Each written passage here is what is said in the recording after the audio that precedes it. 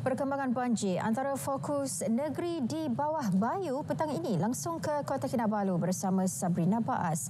Silakan Sabrina.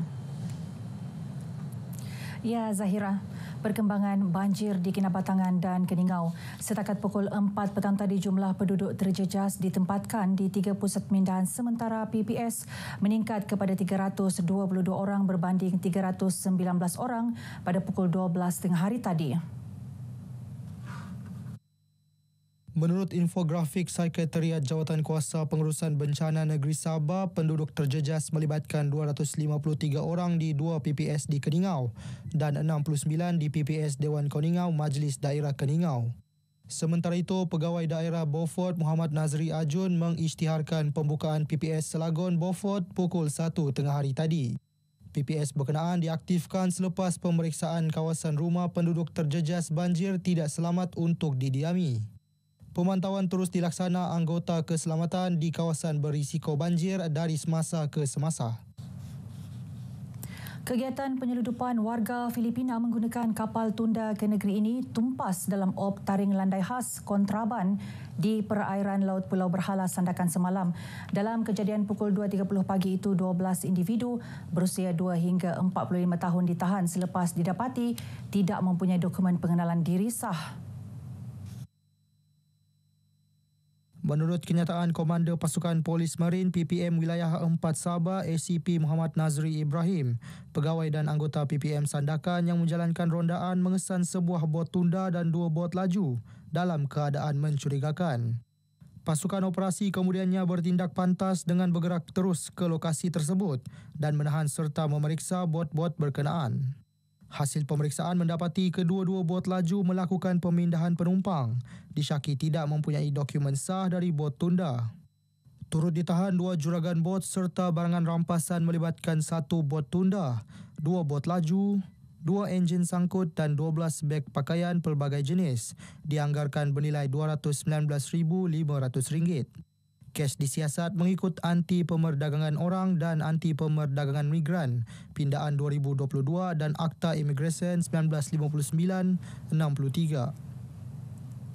Program Jelajah Pencegahan Jenayah dan Keselamatan Komuniti platform terbaik bagi menyalurkan maklumat pencegahan jenayah, keselamatan diri dan tindakan yang boleh diambil. Menerusi program ini, anggota PDRM menyampaikan mesej keselamatan secara terus kepada lapisan masyarakat. Menurut Ketua Jabatan Pencegahan Jenayah dan Keselamatan Komuniti Kontingen Sabah, Dato' Muhammad Azhar Hamin, program ini membuktikan komitmen PDRM mendekati masyarakat khususnya di luar bandar yang kekurangan akses kepada maklumat keselamatan digital. Pada itu kita telah mengadakan kempen pencegahan jenayah melalui anti-scam, jenayah narkotik, trafik dan tip-tip pencegahan jenayah bersama dengan penumpang-penumpang yang berada dalam kereta api dalam perjalanan daripada KK ke Beaufort ini. Jadi saya melihat masyarakat amat menyambut baik yang mana mereka mengatakan ini satu perkara yang pertama sekali dibuat. Dato' Muhammad Azhar bercakap kepada pemberita di stesen kereta api Pekan Beaufort selepas menyertai program tersebut yang bermula dari stesen kereta api Tanjung Aru. Terdahulu beliau melancarkan kod QR aduan masyarakat bagi membolehkan orang ramai membuat aduan lebih cepat. Turut dilancarkan Volunteer Smartphone Patrol VSP. Menteri Sains, Teknologi dan Inovasi Datuk Dr. Muhammad Arifin Muhammad Arif membuat laporan polis berhubung sebuah artikel portal berita bertajuk "Pendedahan Maklumat Menantu Musa Aman Tawar Penyelesaian Tutup Mulut Saya". Beliau mendakwa artikel yang disiarkan 3 Februari lalu itu berniat jahat, mengandungi dakwaan tidak tepat, mengelirukan dan bersifat fitnah. Laporan media tersebut jelas membuktikan bahawa individu tersebut dengan kumpulan kartelnya akan menggunakan segala hela dan tipu daya untuk mendapatkan lesen-lesen perlumbungan, termasuk memfitnah saya dan individu-individu yang lain. Ini juga membuktikan motif utama kumpulan kartel tersebut di dalam mengeluarkan dan menyebarkan berita-berita dan fakta-fakta palsu adalah untuk memonopoli lesen-lesen perlumbungan di Sabah. Datuk Arifin ditemui media selepas membuat laporan polis di Ibu Pejabat Polis Daerah IPD Kota Kinabalu. Katanya isu berkenaan akan diserahkan kepada peguamnya untuk tindakan lanjut. Kestabilan politik penting bagi memastikan pembangunan berterusan dapat dilaksana di negeri ini. Timbalan Ketua Menteri Datuk Seri Panglima Dr. Joachim Gunsalam berkata, ketidakstabilan politik bukan sahaja menghalang kemajuan, malah turut menjejaskan pertumbuhan ekonomi. Mengambil contoh negeri Sarawak, Datuk Joachim berkata kestabilan membolehkan negeri itu terus berkembang maju.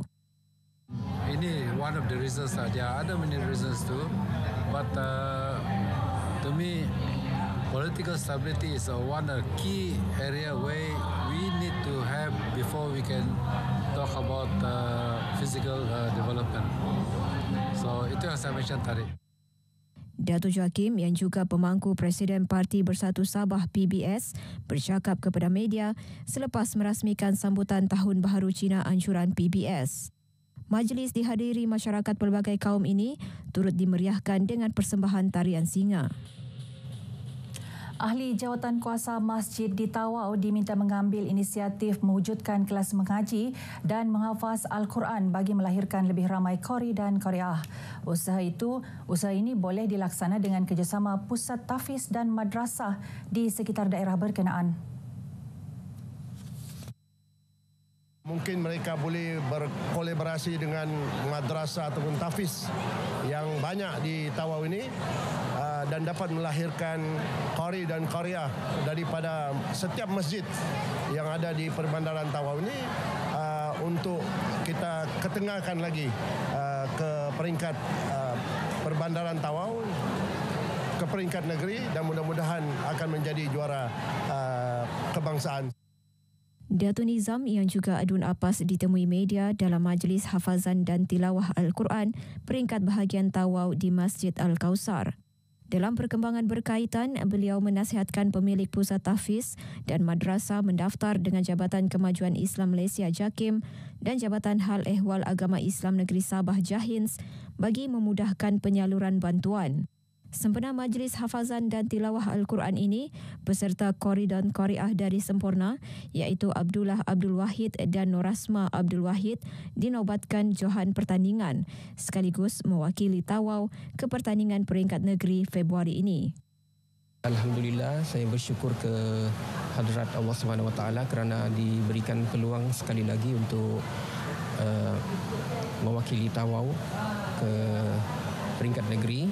Dan untuk kali ini insya-Allah saya akan berusaha sebaik mungkin untuk memperbaiki dari segi bacaan, memastikan saya dapat mempersembahkan bacaan yang terbaik di peringkat negeri nanti. Ini cabaran baru lagi buat saya untuk pergi peringkat negeri yang lagi banyak saingannya. Harapan saya cuma ingin menimba ilmu, mengumpul pengalaman banyak-banyak dan makin menambahkan lagi kecintaan saya terhadap seni taranum Al-Quran. Majlis hafazan dan tilawah Al-Quran peringkat bahagian Tawau meliputi daerah Tawau, Kunak, Sempurna, Tunku, Lahadatu dan Kalabakan. Baik, sekian perkongsian dari Negeri di Bawah Bayu. Kembali bersama Zahirah untuk lebih banyak perkembangan semasa dalam negara. Dari sungai hingga segara, Palestin pasti merdeka.